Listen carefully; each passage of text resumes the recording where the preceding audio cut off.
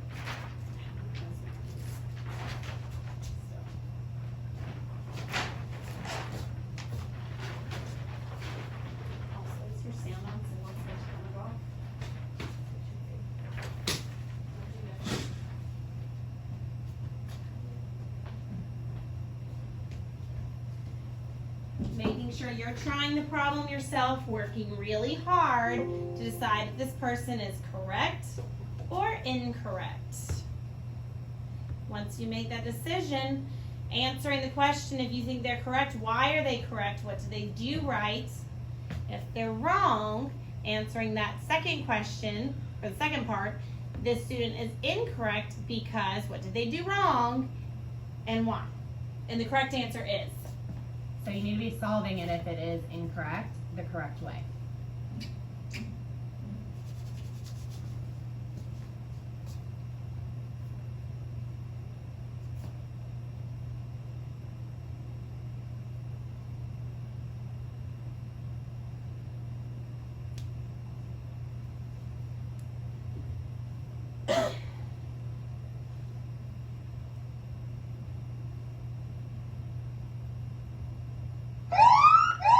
All right. Scared me. All right, so you should have finished that question.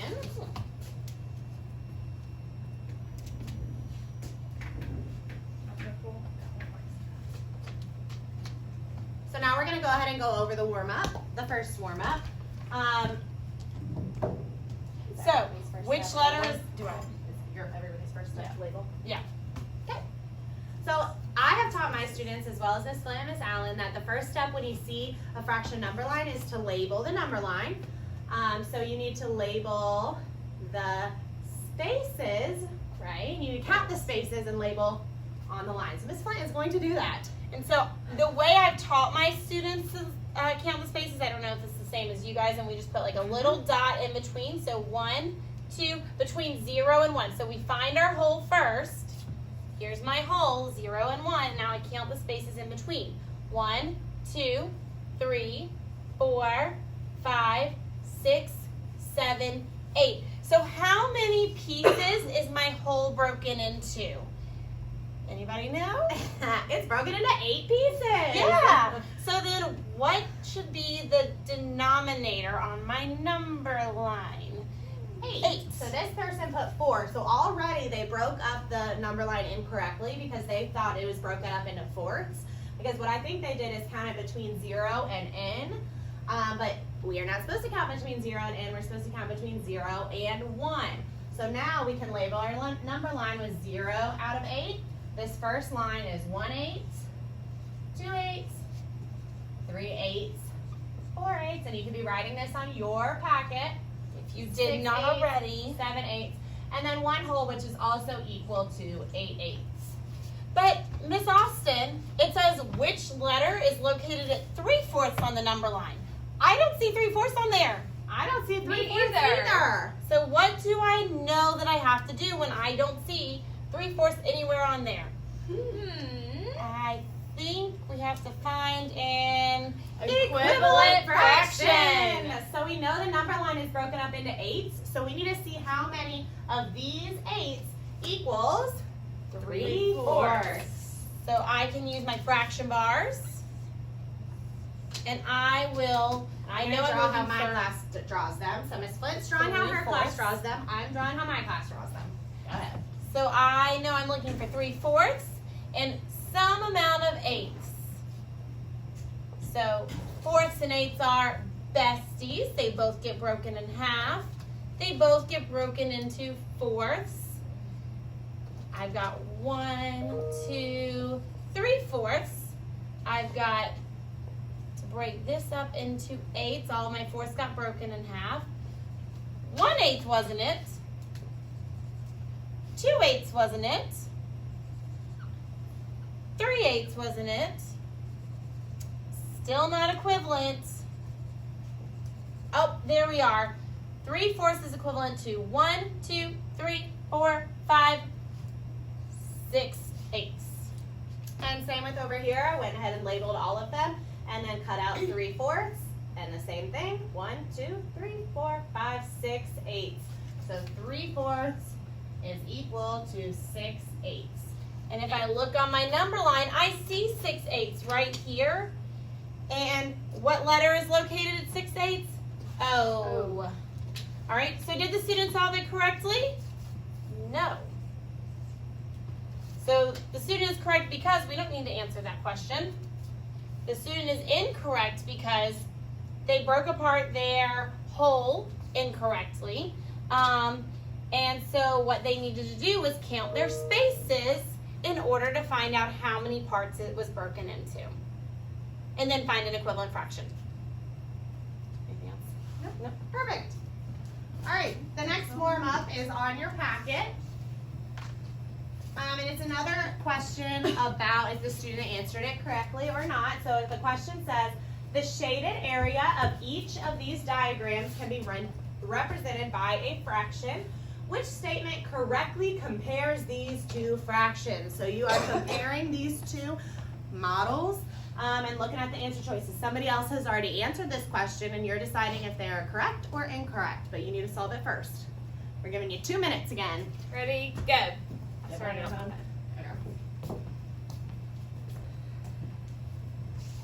Answer choice A is 1/4 is less than 1/6. Answer choice B is 1/4 equals 1/6.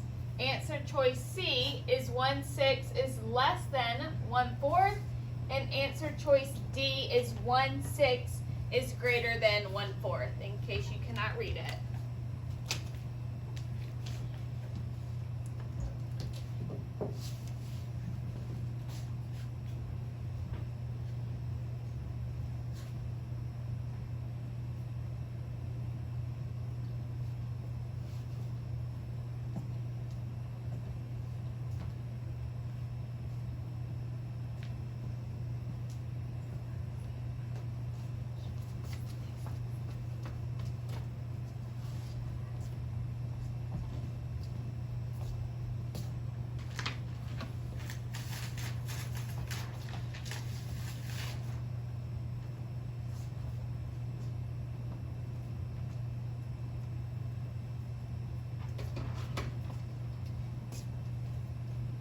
know that when I see models on my, for fractions, I should be labeling those fractions. It's the first thing we should do.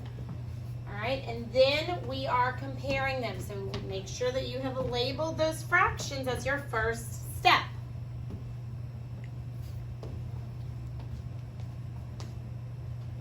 "20 seconds.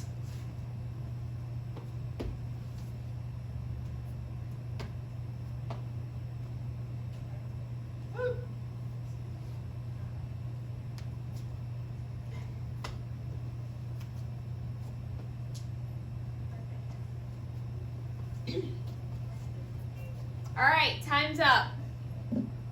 So if you were in my class or Miss Austin's class, we draw our fraction strips a little different than Miss Flint, but it's the same thing. We're looking for equivalent fractions because the question's asking, is the shaded area of each of these diagrams, how can they be represented by a fraction? Which statement correctly compares these two fractions? So we are looking to see, out of these fractions, which one is greater than, less than, or equal to. So what you needed to do was use your fraction strips that you hopefully may already have drawn somewhere since you have not been in school, or you can draw them now. Right here, you can see that if we have one that says 1/6, I'm going to look at my 1/6 fraction strip, and I'm going to compare it to the 1/4. By just looking at this, I can see that 1/4 is much bigger than 1/6. So if I'm looking at my answer choices, I want to see that the alligator mouth is open to 1/4. Meaning it's 1/4 is greater than 1/6. And then if you were in my class, we normally still try and show our work via our fraction bars like we normally do. But again, always thinking about the reasoning behind fourths and sixths. If I have one piece regardless, and I am sharing it with 6 people, will my whole, if I'm cutting it into 6 pieces, be bigger or smaller than if I have a whole that I cut into 4 pieces? So thinking about that, but then proving it with your work. So here's my fraction bars. I have 1/4 and 1/6, and fourths and sixths are not besties, guys. So they don't always get broken the same. Fourths get cut in half, but remember, sixths are sneaky, and they have that sneaky middle line down the middle. And then we go break our sixths into thirds, a little bit over from that line. We break our fourths, I'm sorry, back to 6. We break our 6 in thirds and half again. Woo. And then that sneaky line becomes a real line. And then our other third on our 6 gets broken in half. Back to our fourths, we break our fourths, or our halves in half. Doing a really terrible job of explaining this. 1/4, 1/6. Are these equivalent? They're not. Which is bigger? 1/4 is bigger than 1/6. So we need the answer choice where the alligator is eating up that 1/4. So if I look at A, is the alligator hungry for 1/4? No. Nope. No, that says that 1/6 is bigger, so that cannot be correct. If I look at B, is the alligator even there? No, No, not there. Walls. All right. If I look at C, is the alligator trying to eat 1/4? Yes. Yes. If I look at D, is the alligator trying to eat 1/4? No. So, did this student answer it correctly? Yes, they did. All right, and they answered it correctly because they were able to figure out that 1/4 was bigger than 1/6. You can see they wrote big here for fourth and small here for sixth. So they did a really good job of reasoning out which piece is bigger. So if you got that correctly, kiss your brain. Woo! I'll see you in that video. They can I don't care what they heard. Kiss that, Miss Allen said, kiss that brain if you got it right. All right, as my computer always does, I'll just log this out for a sec. No big deal. All right, so what we are learning today.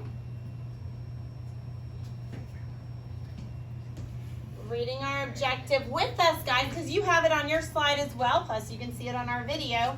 I can measure lines to the half inch and fourth inch by using a ruler. All right, so we're gonna use a ruler today. And I know you don't have rulers at home, and that's okay because on the EOG, you're not gonna have rulers either. It'll be provided for you on the paper. So you'll be able to look at a paper and they'll have the ruler on there and you'll be able to figure out how to measure things. So what does it mean to measure something? What does it mean to measure something? You could be thinking back to area and perimeter. You We could use think- that word. Yeah, you could think back to second grade. I think you guys might have used body benchmarks to measure things. First grade, I think you used paper clips and other Classroom items. to measure things. So think what does it mean to measure? Me? Her. What could you use a ruler to measure? So now, even if we don't use those different classroom objects or our body parts that we learned about in second grade, what could we use a ruler to measure? Miss Allen? A desk. Or you could use your shoe. Or I could use, I can measure her shoe with this ruler. Mine is supposed to I be can measure the desk with the ruler. when Miss Allen wanted to, I wish I could show y'all, when she wanted to cover her desk around the perimeter of it with fabric, she had to know how much fabric she needed to cover around the perimeter. So she had to use a ruler to measure. Real life. Is that good? Great. All right, and these are rulers. There's, they don't always look like this, red and clear. A lot of times you'll see them made out of wood. What are these rulers used for? What do the lines mean? Are you showing? I'm going to when you talk about it. So Miss Allen is going to show you the ruler. Okay, here's the ruler. And if you see right here, it says inch.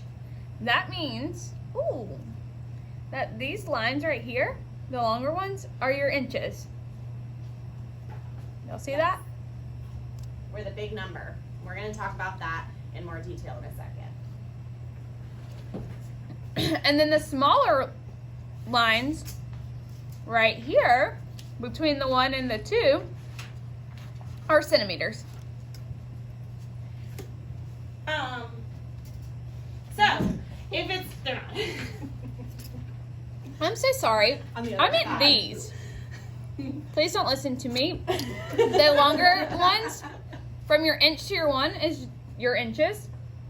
And then these smaller ones are your centimeters. Miss Allen's not thinking correctly today. It's okay, we all make mistakes. But what we're going to learn today is what to do if your object that you're measuring is bigger than 1 inch but not to the 2 inch mark, or bigger than 5 inches but not to the 6 inch mark yet. How do we measure that? How do we know exactly how long an object is? So in third grade, all right, what's next? In third grade, we use inches, feet, and yards to measure. Okay, so Miss Allen just showed you what the inches are, a little inch. And we're gonna go into more detail about that. A foot is this whole ruler. That's how big 1 foot is. And a A yard, yard, go on Miss Allen, is 3 of these rulers put together. 3 feet put so together. from here to All the the end way. of Miss Allen. So So this, So an inch is here, a foot is here, a And yard is is all 3. all of them. and a yard is what they have on a football field. So the football field is measured by yards. You get to the 5-yard mark, you get to the 10-yard mark. So this is how we measure on a football field. Yay!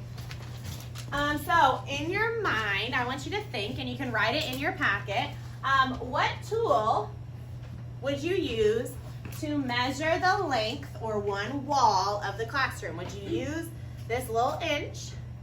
Would you use this foot? Or would you use a yard?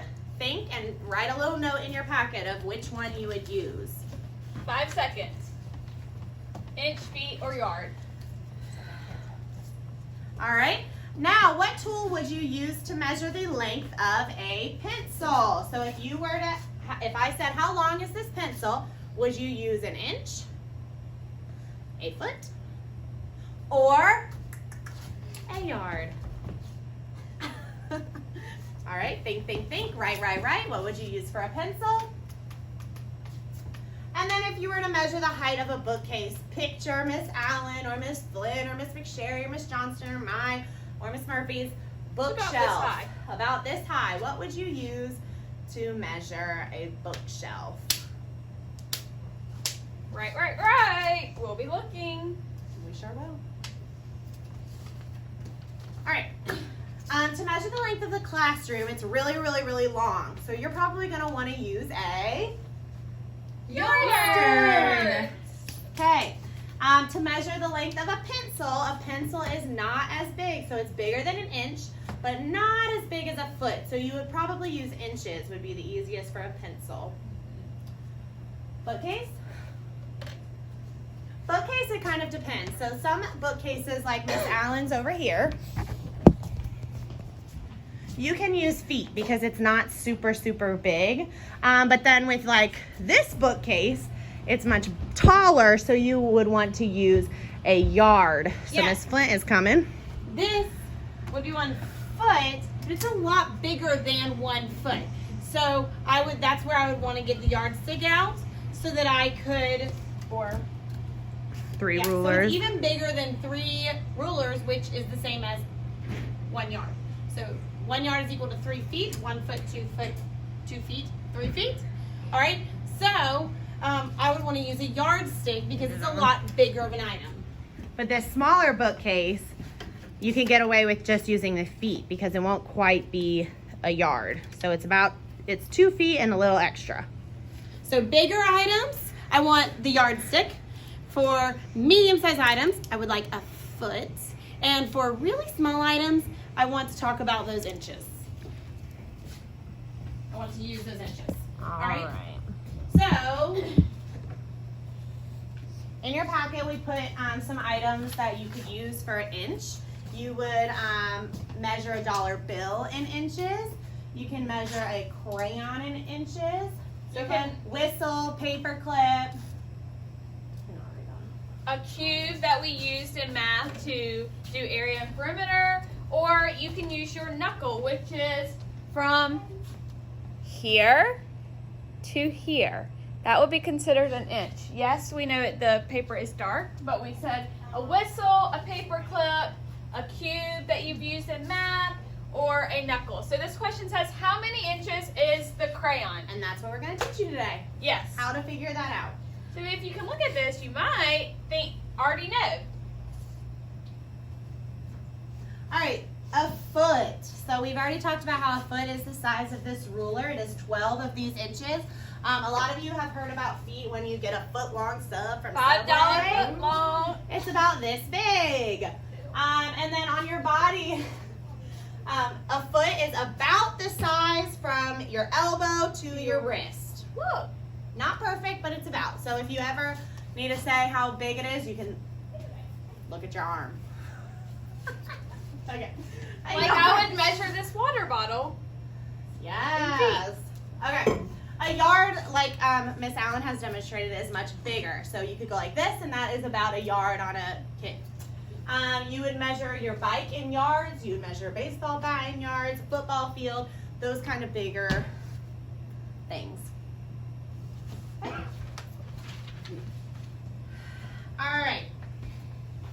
So on your packet, or in your packet, go ahead to this page. It says Wednesday, March 18th lesson on the top, and has Yes. a ruler right here. We want you to be able to see it nice and close, because in a second, in a couple of slides, we're going to have you label the ruler. So if you look at this, it's between 0 and it could be all the way up to 12. It could be all the way up to 36 inches. So you need to make sure that you're looking at how many total inches it is on the ruler. Because in a second, we're going to use our fraction knowledge to label our rulers. Okay, so we're picturing this ruler as a number line. So we know a number line is between 0 and 1 is how we label it. But like we just said, on a ruler, it could be between 6, it could be to 12. So, as we were saying, on your packet, you will see right here that on the ruler, we are looking between the 0 and the 1. This is familiar because this is what you do when you are doing your fractions. So, the first thing that we are going to want to do is count the spaces. 1, because we're starting at 0, 2, 3, 4. So we know that from 0 to 1, it has been broken up into 4 pieces. So we know that our denominator is going to be 4. 0 over 4, 1 over 4, 2 fours, and 3 fours. So now, on a ruler, you have 0 to 1, but these little tick marks are 1/4, 2/4, which we should know that that is also equivalent to 1/2, 3/4, and 4.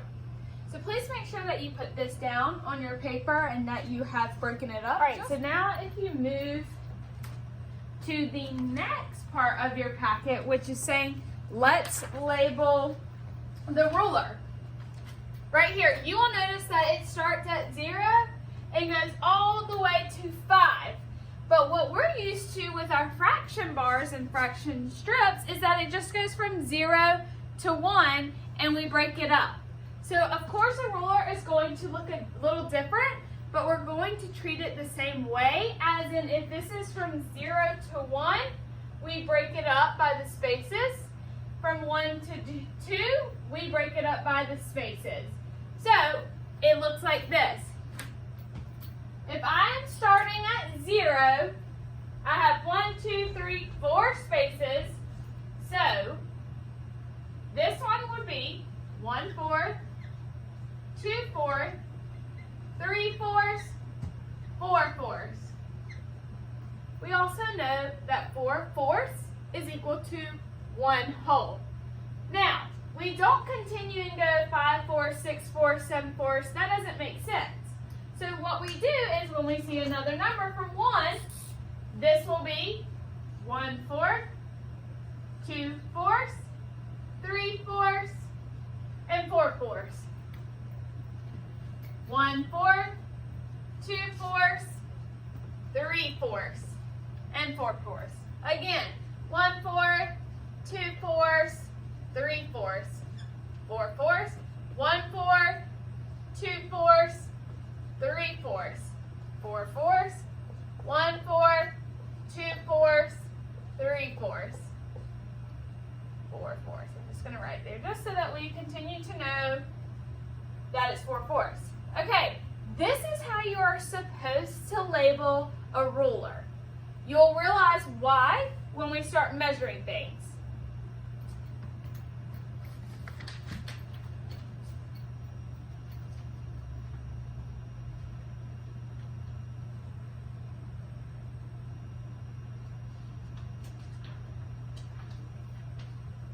So, on your packet, look at the picture that has a paper clip. That's the one we are working on right now. All right, this is an I do section, so I'm going to do most of the talking. Obviously, you guys are not here to communicate with me, but I want you to follow along as I'm thinking through this process. So, for example, we have a paper clip that started at 0, and it's going all the way past 2 and then to this tick mark where the red line is. Make sure the object you're measuring is lined up with 0. That is the first step whenever measuring anything. If you do not line it up to the 0, your measurement will be off. So always measure starting at the 0. So the paper clip, we lined it up right at the 0. Step 2, look at the end of your object.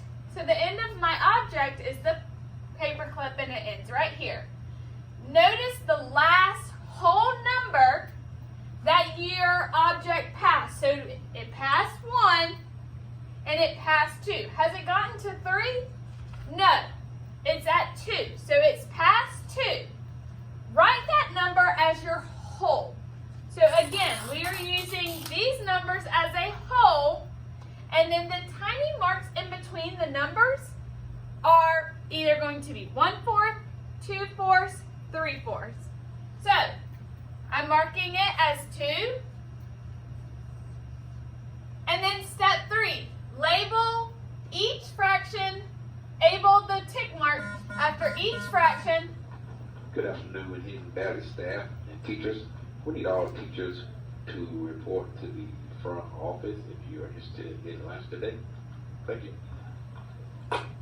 Okay, so you're going to label each tick mark after the whole number until we reach the end of the object. So we have 2, and then we remember, we make these fractions. So this is 1/4.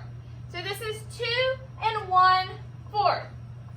The paper clip is measured 2 and 1/4 inches. Okay, so if you move to the next I do, it is a picture of, so you're flipping the page and it's on the back side, and it is this one right here. How long is the line? So again, I know that my ruler starts at 6 and it goes all the way for this one, it's going all the way to 6 inches. Remember, we start here, 1, 2, 3, 4. The whole ruler is going to be broken into 4 pieces between each whole number. So we know that this is 1/4, 2/4, 3/4. 1/4, 2/4, 3/4. And I'm going to just write them out as I go because I got to get all the way to the end of the line. 1/4, 2/4, 3/4, and if you want, which I would, write 4/4 under the whole number just so that you can keep track of where you are and you're not mixing up your fractions. 1/4, 2/4, 3/4, 4/4. Okay, I've labeled my ruler again. So make sure the object is that we're measuring, which is this line, is lined up at 0. It is. So we can go on to step 2. Look at the end of your object. Here is the end. Notice the last whole number that the object has passed. So it came all the way through 3, 4, 5. It has yet to pass 6. So the last whole number was 5. So I'm going to write 5 big down there. Label each fraction after the whole number until you reach the end of the object, which we've already done.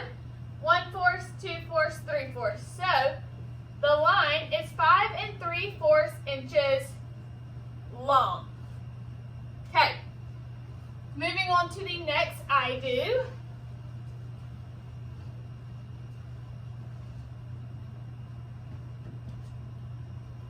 How long is this line? So what I'm going to do first is I'm going to make sure that my line is measuring up at the 0. It is. So that means I can keep going. Step 2, look at the end of your object. Here it is. And write the whole number that it has passed. 1, 2, 3, 0, 1, 2, 3, 4. It has passed 4, but it has not passed 5. So my big whole number is 4.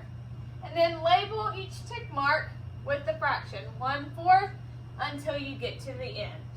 So we got 1 and 1/4 inches long.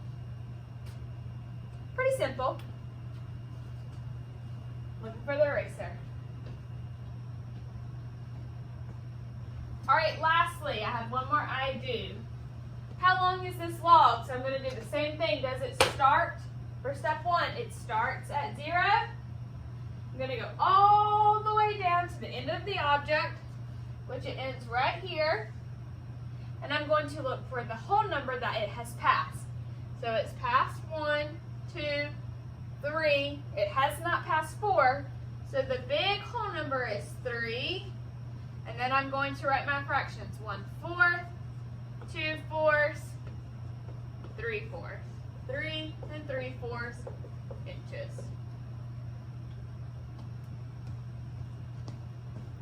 Okay, so now it's our turn.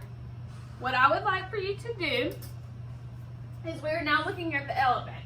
This is what we do. So what I'm going to do is take you step by step, but I'm not giving you the answers. I'm going to see if you can complete it, and then I'll do it and make sure that you hopefully got the same answer as me. So the question is, how long is this elephant? Our first step, make sure the object you're measuring is lined up to 0. Sitting at home, if you can see it on the paper, which you can, make sure that the elephant is lined up at 0. If it is, let's keep moving. Step 2, look at the end of the object. So the end is not going to be here, it's not going to be there, the end. And if I were you, I would draw a line where the tick mark might be where the object ends so that you can see it.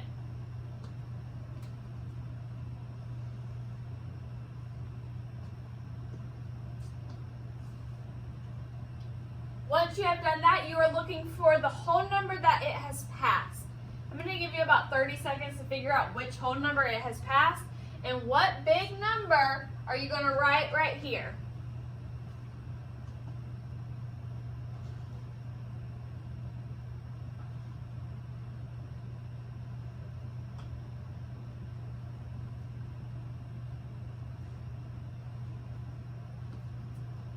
You should have gotten 4.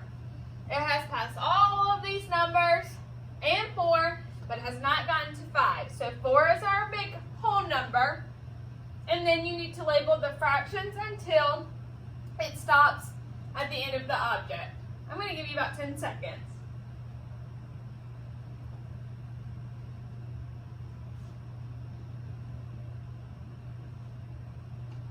Okay, like normal, you should have had 1/4, 2/4, and that is where you should have noticed that the object had ended. We know that 2/4 is also equal to 1/2.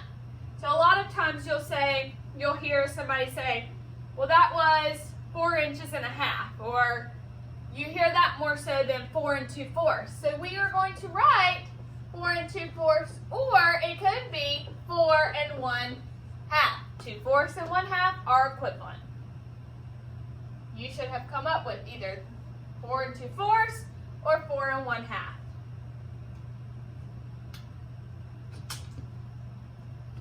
All right, on to the next. Flip your packet over, and we are now at the task cards. So what I would like for you to do during this time is you have 1, 2, 3, and 4. It says Wednesday, March 18th, practice. This is what you are supposed to complete. Make sure that you're following your step 1, 2, and 3. We know that all of our information are on these packets or the other pages that we just did. So use those to look back at it. Go ahead and begin.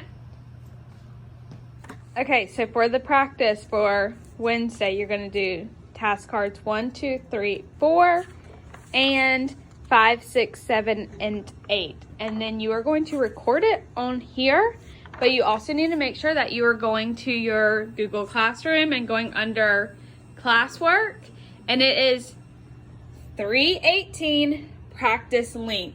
Click on it. So this is kind of what you're going to see for most of your things, but right here it says, what was your answer for number 1? So if it was 5 1/2 or 1/4, you would write 5 1/4, if that makes sense. And then it could be 2/4, 3/4. Or You you can could also write it in words. 5 1/4. Right.